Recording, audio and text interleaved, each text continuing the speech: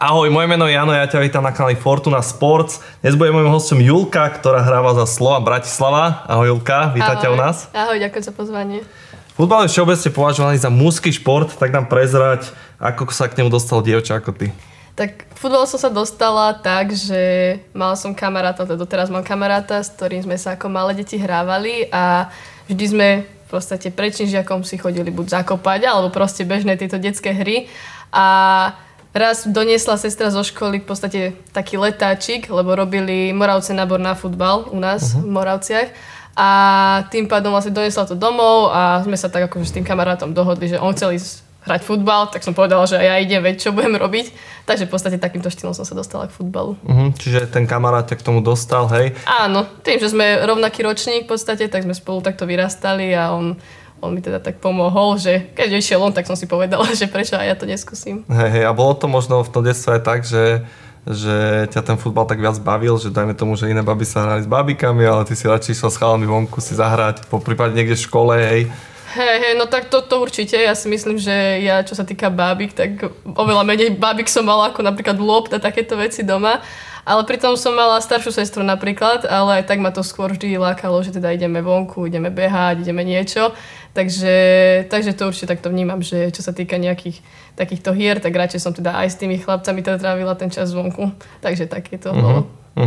A tá prvá futbalová skúsenosť v klube bola teda v tých Zlatých Moravciach. Áno. Predpokladám, že to bol akože čisto chlapský kolektív, alebo? Áno, čisto chlapčenský, ako bola, kedy neexistovalo to, že dievčatá majú ten svoj klub alebo ten svoj tím takýto, takže áno, bol to čisto chlapčenský kolektív, pritom to boli chlapci ešte o 2 roky starší odo mňa, lebo vtedy tým, že robili ten nábor, tak to bolo také, že pomešeci a neriešili to úplne, že potom nás neskôr rozdelili, ale áno, bolo to čisto chlapčenský kolektív. A to si mala koľko rokov vtedy? Zhruba? 5, 6. Vlastne končila som škôlku a išla som do školy. Aha, čiže úplne od malička si hrávala v klube. A ako ťa prijali tí chalani, že bolo to také niekedy vtipné, alebo ťa nejako neriešili, zobrali ťa medzi seba?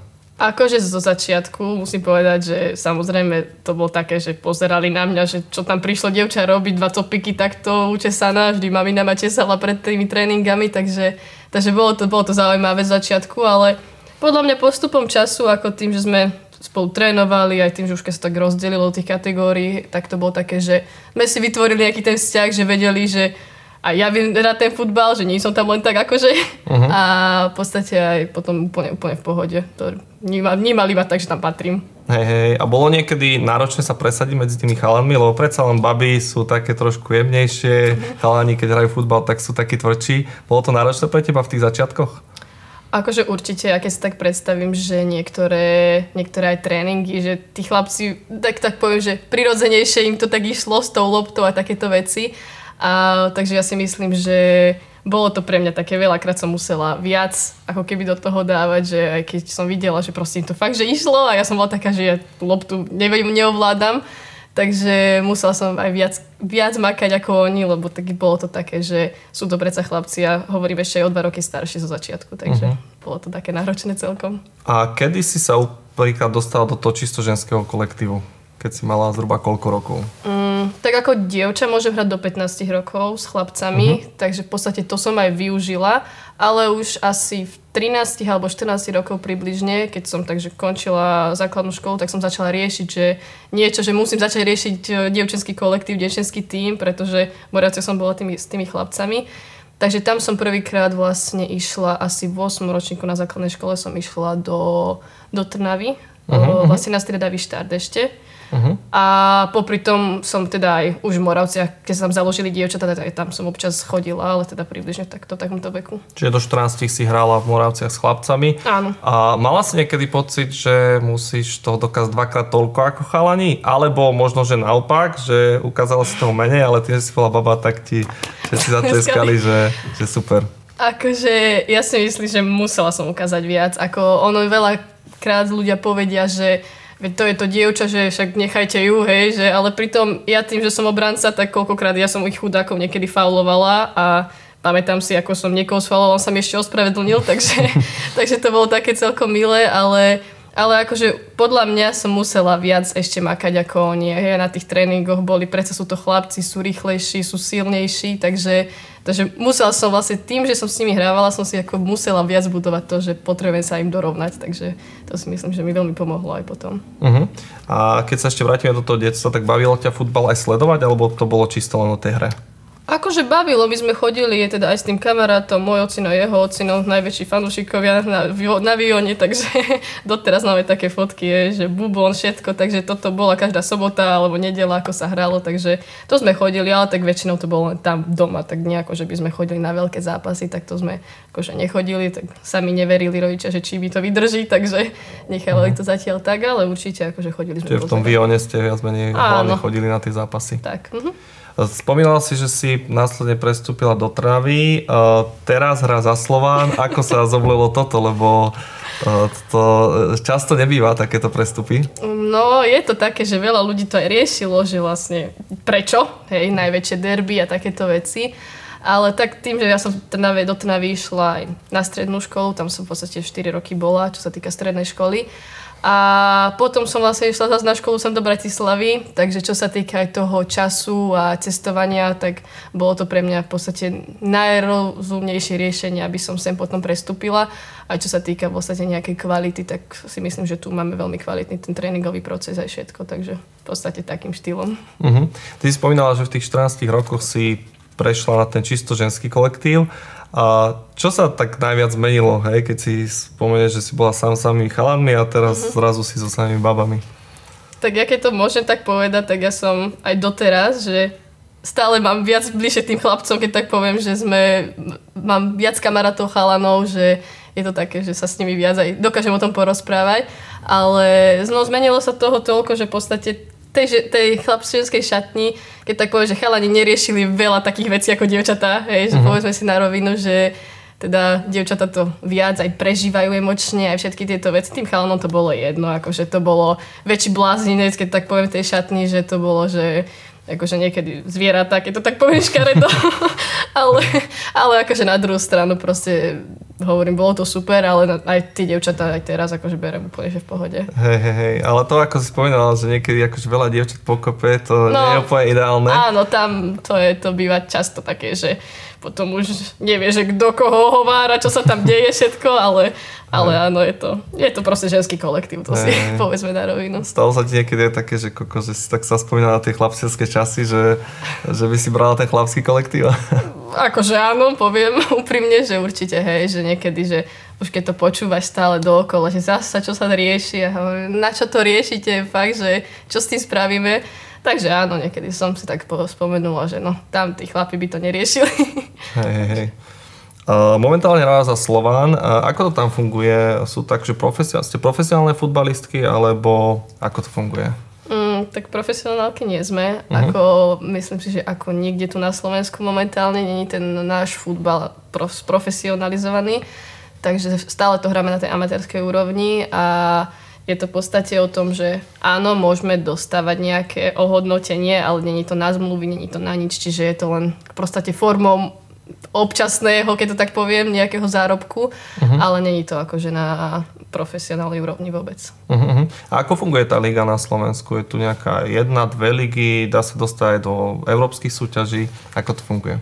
Tak na Slovensku máme 2 ženské ligy, ako prvú, druhú ligu. Obidve sú v podstate celoslovenské, aj keď druhá najskôr nebola, ale už tiež ju v podstate dali na celé Slovensko. Takže sú to vlastne 2 ligy. My ako, teda ja, čo sa týka Slovanu, tak hráme v tej prvej lige. A dá sa dostať do európskych súťaží. V podstate víťaz našej prvej ligy postupuje do Ligy majstrov, potom do ženskej. Takže tak sa dá vlastne dostať aj do sveta. Vďaka našej lige teda. Hrala si už Ligu majstrov niekedy? Alebo ešte sa nepodarilo? Nie, ešte nie. Zatiaľ sme boli, teda, čo som bola v Trnave, tak sme teda nejakého titul nehrali, ale tak na Slovane, že už teda sa dostali, ale teda som to ešte nebola, takže zatiaľ sa mi to nepodarilo. Takže možno v budúcnosti. Verím tomu. Ak si spomínala, tak... Počkaj, teraz sa trošku zakotel. Predpokladám, že Slován teda patrí asi k špičke aj ženského futbalu. Ktoré sú ešte nejaké také ženské futbalové kluby na Slovensku, ktoré vám konkurujú? Tak čo sa týka aj čo teraz ligy, tak na prvom mieste Mijava, ako určite, čo možno málo ľudí by povedalo, čo sa týka mužského futbalu, tak nie sú v prvej lige, hej, že nie je to také, ale fakt Myjava, čo sa týka ženského futbalu, tak patria tej špičke, potom teda kľudne by som povedala ten náš Slovan. A neviem, možno ešte Ružomberok je taký, že v tých popredných priečkách, takže asi tieto kluby. Čiže Slovan, Myjava, Ružomberok, hej, že tí sa držia na špici. A chcel sa ťa ešte spýtať, že veľa takých chalanov má sen, hej, že budú hrať Premier League, v La Lige, Ligu majstrov. Aký je možno sen tých futbalistiek na Slovensku? Že čo by si možno ty povedal, že si splnila svoj sen, kebyže čo dosiahneš? Akože ja si myslím, že takým prvým krôčikom, čo sa týka na Slovensku, je repre. Že proste tí dievčatá sa dostávajú už vlastne od tých najnižších výberov 14-15 ročných, hej, až sa môžu dostať tým ženám. A takže to je taký prvý krôčik, že OK, dostal sa do repre.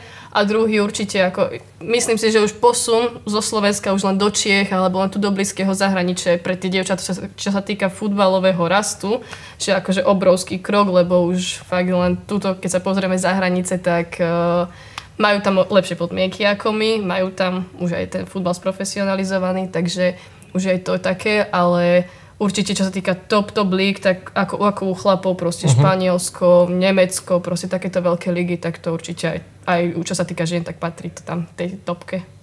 Ale niečo sa mi marí, že na olympiáde vždycky dominuje USA, takže neviem, či aj tá liga v USA, že či to je možno nejaká taká top liga, alebo skôr tá reprezentáciu majú takú dobrú. Akože ja si myslím, že tak reprezentácia je vždy to najviac, keď to pozbieraš to najlepšie z tých klubov, ale podľa mňa aj tam je na vysokej úrovni ten futbal.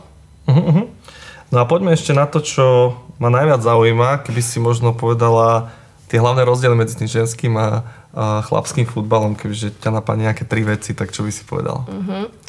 Tak prvé asi taká emócia, čo by som povedala, že ženy na tom ihrisku v podstate oveľa viac aj to tak prežívajú, hej, či sa darí, či sa nedarí, či padne gól, ako oni hovorí, že chlapi to neoslavujú, hej, ale taká celková tá emócia z tej hry, tak to by som povedala taký najväčší rozdiel. Potom ako, čo sa týka nejakých tých fyzických, tak áno, musíme povedať, že teda chlapi sú rýchlejší, sú silovejší, sú všetko, ale na druhej strane aj tie ženy niekedy fakt by sa možno divák čudoval, čo dokážu a aké kombinácie tam dokážu byť na tom ihrisku, alebo proste aj také typické, že koľkokrát povedia, že ženy sa aj za vlasy vyšklbajú na tom ihrisku, len aby proste získali tú loptu, takže to si myslím, že je. A taký tretí, no čo by som ešte povedala. Keď sa pozrieš napríklad na tú atmosféru pred zápasom v šatni, tak spomeniem si na tú chlapskú šatňu, predpokladám, že viac smradu, asi žiadny kľud. Pred zápasom to ako vyzerá možno v tej ženskej šatni? Tak v ženskej šatni asi taká klasika, polka sa češe, polka sa voňavkuje, ďalšia máme DJ-ku, čo napúšťa hudbu, a tak podľa mňa to aj chlapi, hej, si sa postavia pod to zrkadlo, musia sa upraviť. Teraz v dnešnej dobe asi to bežnajú chlapov. takže to si myslím, že je taká, ale ako hovorím, klasika, dresy, štucky, všetko rozdané a v podstate pripravujeme sa, máme veľa ovoci a takéto veci, hej, čiže podľa mňa ako čo sa týka také klasika, že áno, baví to možno tak, že možno niektoré viac nervóznejšie ako tí chalani pred zápasom, že však chlapovi je jedno, že niekedy, že ide.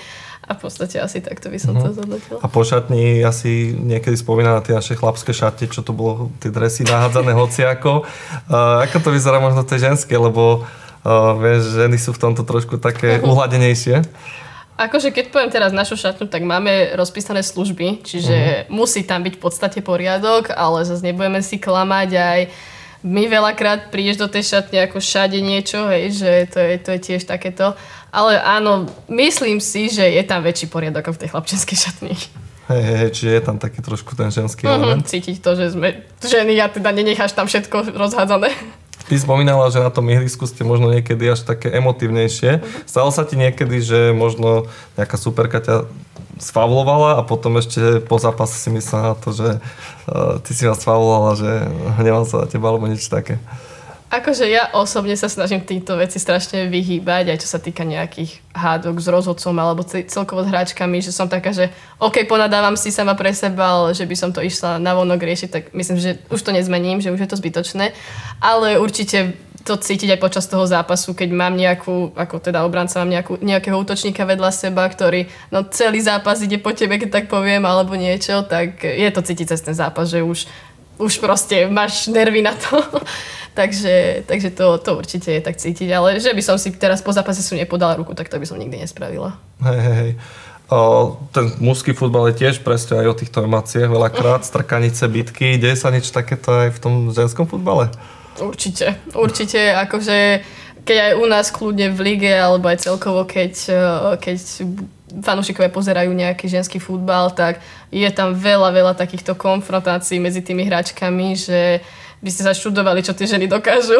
Že už som videla aj rôzne videá, aj teda koľkokrát si dali, podržke a takto. Takže to ešte možno veľakrát aj horšie ako na to. No, ja by som spovedala, že áno.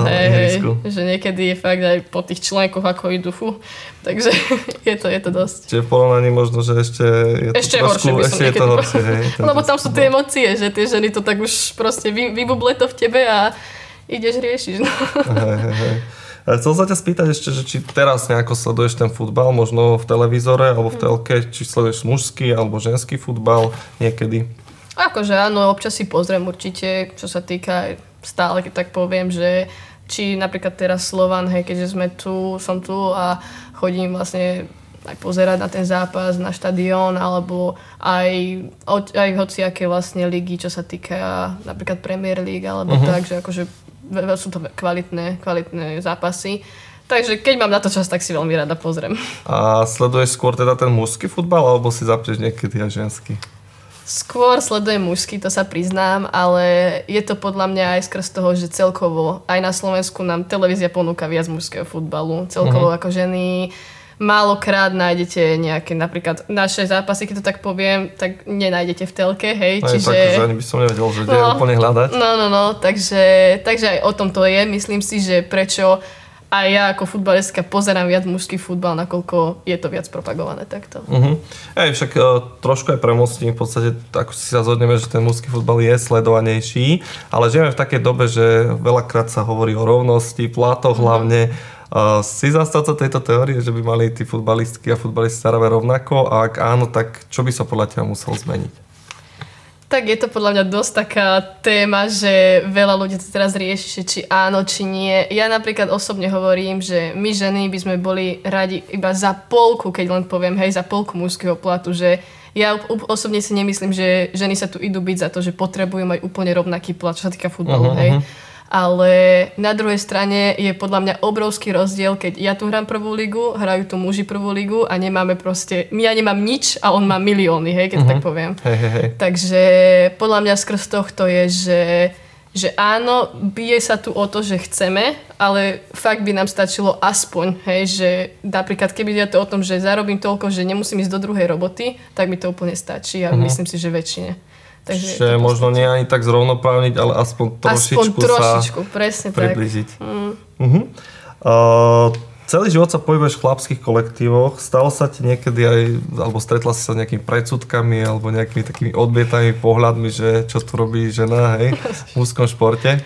Samozrejme, toto bolo akože, nemôžem povedať, na bežnej báze, ale veľakrát to prišlo. Či sme prišli na turnaje, ešte teda s tými chlapcami, že to bolo, že oni majú babu, to bol proste, že to je ten tým s babou, takže veľakrát to takto akože riešili aj tie druhé týmy. Ale potom na tom ihrisku naopak, keď uvideli, že dokážeme ja hrať ten futbal, že není to o tom, že teraz tam prejdú okolo mňa, takže potom si tak povedal, že OK, že asi je dobrá. Alebo takto. A celkovo aj čo sa týka nejakých fanúšikov, že keď nás videli, alebo teda presne to, že zase je tam nejaké dievčatko, ale tak proste potom vedia, že v podstate vieme aj my dievčatá hrať futbal a už sa to potom podľa mňa tak ukludnilo. A napadá ťa možno aj nejaká taká vtipná situácia, kedy mali tí chalani predsudky a potom na ihrisku si ich trošku tak vyškolila? Akože pamätám si, keď tak zoberieš z tých detských čias viac, že mali sme jeden turnaj, na ktorom proste išlo asi už o finále, mám pocit, a bola remíza, išli sme vlastne penalty kopať. A stalo sa to, že vlastne strašne veľa penálty už kopli a stále sme sa dobiehali, proste nikto nevedel vyhrať. A už bolo o tom, že proste moji spoluhráči už povedali, že oni nejdu kopať. Proste, že ja som kopla prvú, dobre, dala som. Tak sme sa opakovalo kolo, tak som povedala, že znovu idem. A stalo sa to, že proste ja som nakoniec kopala, že 11 penalt po sebe, lebo proste už nikto od tých chalanov nechcel kopať, že už chodte, už mne to bolo blbé, ja už neviem, kam to mám kopnúť. ale boli také, že oni nejdu a nakoniec sa stalo to, že som dala aj tú víťaznú penáltu a že sme proste vyhrali. Takže to si úplne pamätám, ako tam už tí z toho druhého týmu už nadávali, že prečo zase ja kopem, ale nikde nie napísané, že nemôžeš kopať opakovane už neskôr na týchto turnajoch, takže no to si úplne tak pamätám, že to tam bolo, že proste prečo žena kopala, hej, a tak no.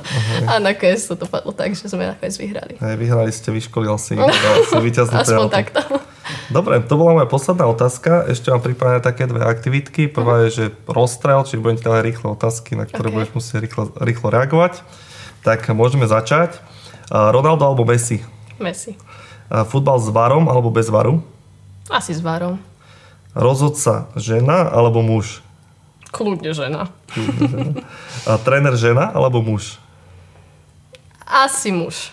A môžeš to aj nejako rozbiť? Sice sme pri rýchlej otázke, ale mala si už aj ženu trénerku?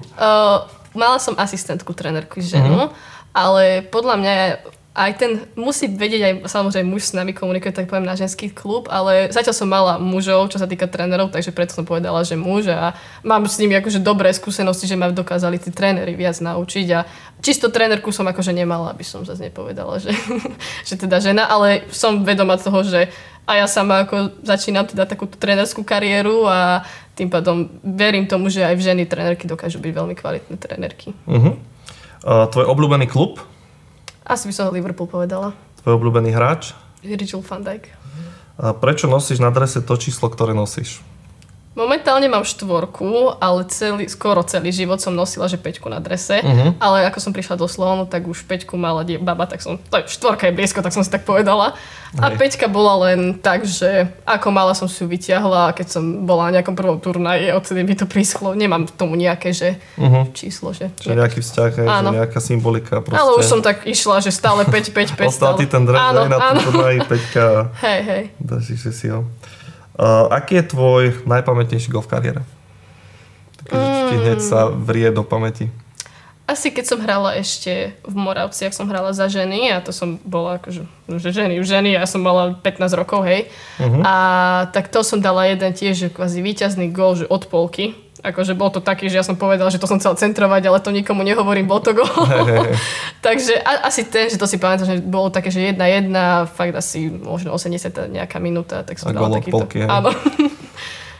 S akým najlepším tímom, alebo proti akému najlepšiemu tímu si doteraz hrala?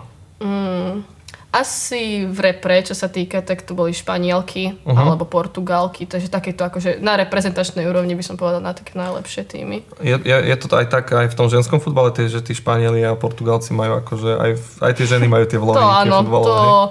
To presne, to sme tam fakt hrali, takže to také tiki-taka stále, či sú to muži, či sú to ženy a pritom to bola vlastne, myslím, že 19-karská repre, čiže neboli to ešte ženy ani, ale už to si videl, že to proste, je tam tá španielská krv, že vedia to.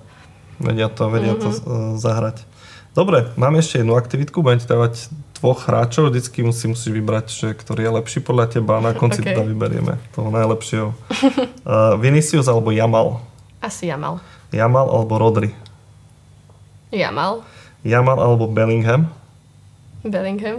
Bellingham alebo Salah? Salah. Fandíš Liverpoolu, takže toto akože... Salah myslím si, že už musí byť víťaz, inak ťa liverpoolskí fanúšikovia zhejtujú. Ale nie, kľudne. Salah alebo Mbappé? Salah. Salah alebo Ronaldo? Cristiano Ronaldo? Tak, Salah. A teraz zase najťažšie, Salah alebo Messi? Môže nechať obidvoch takto otvorených? Môžeme to takto zakončiť. Dobre, tak to bola posledná otázka. Ja ti ďakujem za rozhovor a prajem všetko dobré v kariére. Ďakujem, Maja.